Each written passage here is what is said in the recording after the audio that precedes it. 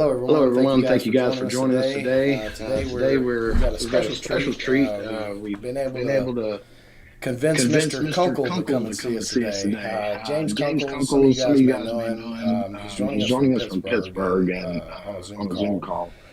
call. He has He over has over 30 years 30. of professional business experience with 15 years dedicated to solving corrosion challenges that the coatings industry faces.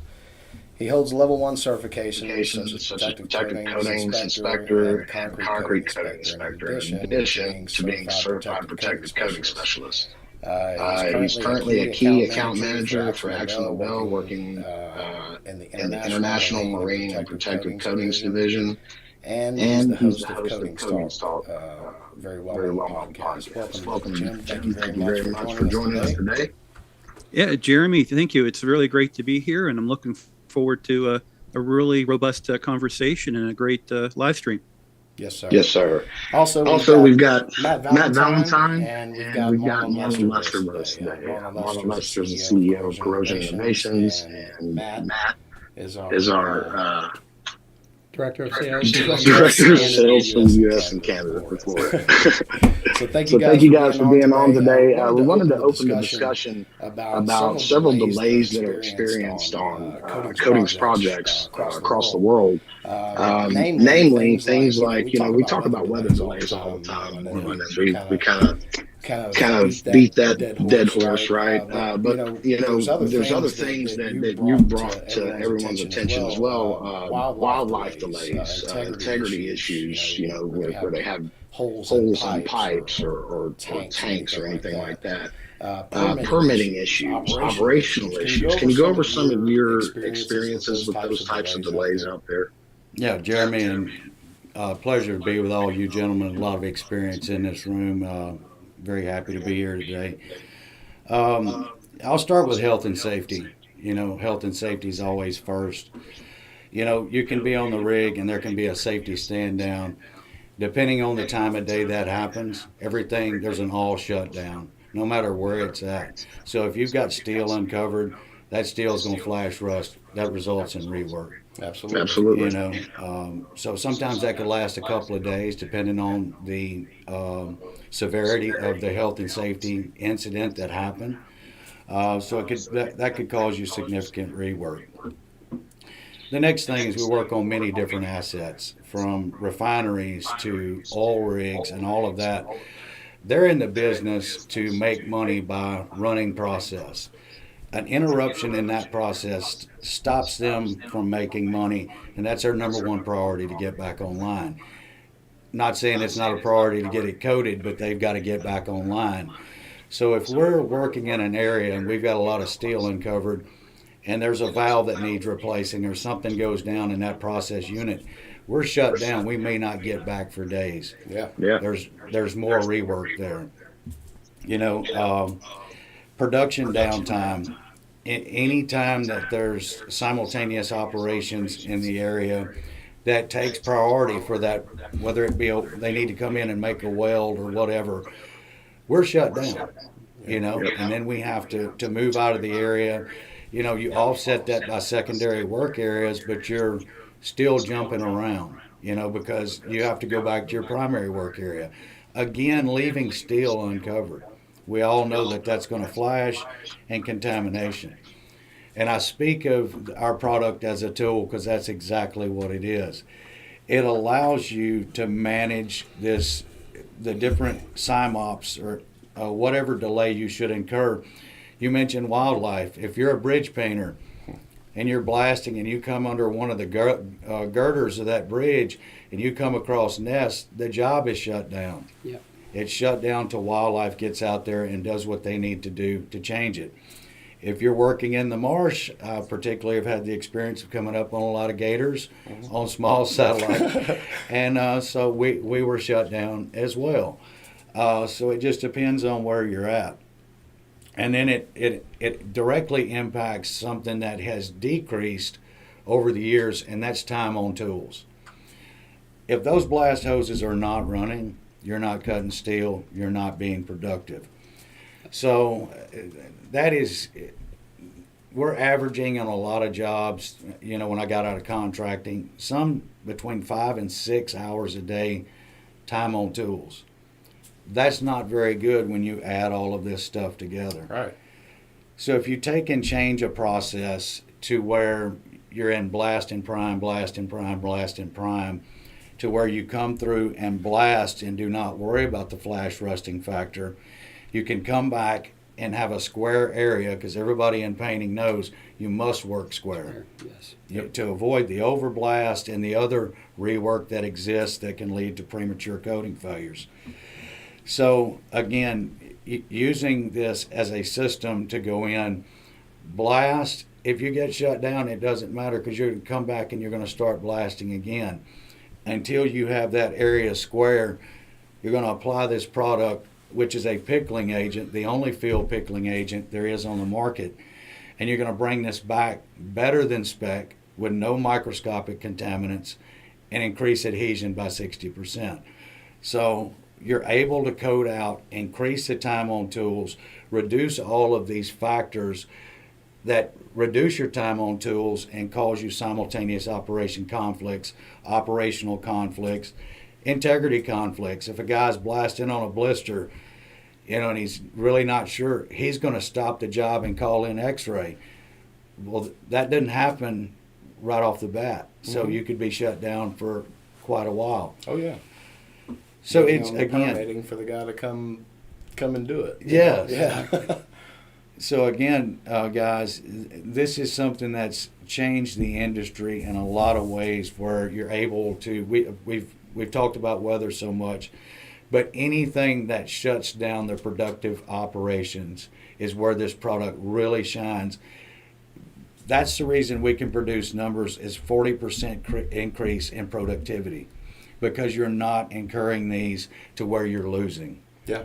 Whether that be blasting a header rack that you can't get square on in a day. Mm-hmm. I considered myself a mediocre blaster painter. I could not get a header rack, some of those header racks offshore, square in a day. So it meant you were coming back the next day and you were overblasting primed areas.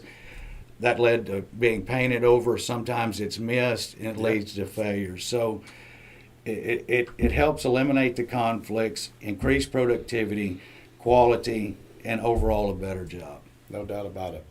Man, I tell you, I wish I would have had something like that when I was out there. I do too. That header rack, I promise you, I could have used it. Jim, have you ever experienced, or in your experience, what are those types of delays? How does that impact business development, and from also, specifically from an asset corrosion integrity management standpoint? Well, I think it goes back to what was already stated, is that time of production offline is costing money. So, the whole goal is to try to have the project move along and get to a finished state. So when you do have these delays, they are very costly and they're very impactful. They can be very difficult to plan for. I think of like in even the Houston metro area, where, Houston has microclimates. One part of the town could be one way and the other part of town being a different way. So you can never always, 100% have a good understanding of what you're facing when that project gets underway. But having advanced coating systems, having other products and solutions and techniques to be able to kind of, hold that blast or to have a longer overcoat window, that does help a lot to try to deal with those costly delays that could happen. So, but it's a major impact for everybody it's involved. Yes, sir. Yes, sir. And you're right, Jim. Up to this point, there was really, that was the only option, was to either hold it or redo it. And now that we have something out there where we can perform an SP8 surface prep method, before coating. I mean, it's just a game changer. Something that just dissolves away that flash rust. It's really great. Another special topic we've got today. We've recently acquired Chlorid. A lot of you guys may have already heard, and we brought Matt on board with it. And Marlin, you want to talk to us a little about that? Yeah, we got into business with Corrosion Innovations. We actually formed the company in 2020, and I looked at the size of the market for soluble salt removal and things like that, and Chlorid was on top. They've been on top for a long time. They've got products that have stood the test of time for over 30 years. They're with the U.S. military. They're in countries all over the world. And although we were starting a company from the ground up, they were a strategic target from day one. So I started the conversations approximately 18 months ago to get the process going. It was a intense process, but it was well worth it for what we got. We now have a full testing business and multiple avenues of mitigating soluble salts. And in the process, we got the privilege of working with this gentleman here, Matt Valentine. Yes, sir. And I'm loving every minute of it right now. I was going to ask, have you been enjoying it? Oh yes, yeah. It's nice to be back and involved with people that are on this side of the business, because our product lines are very similar in certain ways and very different in other ways. Absolutely. And with the addition of the test kits, along with the new products that Core Z has, it's just a great fit for us. And I think the market is very receptive to it right now. Yeah, I mean, we've had great feedback. So. Jim, have you heard a good buzz about the recent acquisition? Yeah, it's definitely being talked about. I've had several people reach out to me about the news when the news had broke. The other thing too, regarding Matt Valentine, I'm a big fan of Matt. It's great to see see him back in this way, and I think the future is bright for the company and the acquisition, and also too with Matt, because he's an awesome guy. Appreciate that, Jim. Agreed. Yeah, he came on board and he fit right in like a glove. Yeah. We really like working with this guy. Can you let our audience know some of the new things, some of the improvements, some of the hurdles, some of the roadblocks that are no longer there? So the test kits in the past have always been a made-to-order product, and when we got into the busy season, a lot of the customers were ordering large bulk kits, and a lot of the smaller kits even for that matter. You could have delays up to 6 weeks at certain times. And that'll kill a project. That'll delay a project. Yeah. It was very frustrating at times, let me tell you. The nice thing about it now is we have all of the test kits. So they used to be made in Ohio, in Westlake, Ohio. Our liquids were made in Franklin, PA. So now everything is in a central location in Houston, South Houston. So all the test kits are made there, and all of the liquids will be made there as well. So we have a large inventory of the products available, ready to ship. The test kits, we're having the transition period of getting things set up. The goal here within the next couple of weeks is to have product where they can just go, you call it more a bulk kit, they can go put the kit together and ship it out in a day or two. That's awesome. So it's really it's going to be very beneficial for the business. No doubt, and for the industry. Yes, and there's a lot of every specs that rely on this testing that people can't get done. They can't move forward. Yeah. And it came to times where we would have people on the job and they couldn't get the test kit to finish. That's a hold point. So not only did they're waiting for the test kit, but it also causes delay in the project. So no doubt. We'll definitely get rid of that problem quickly. Yes, sir. Yes, sir. And Marlin, do you have any news you want to break yet, or you want to just kind of leave it general? No, we do have 2 more products that we're coming out with, new products that are going to be patented. So we're very excited about that.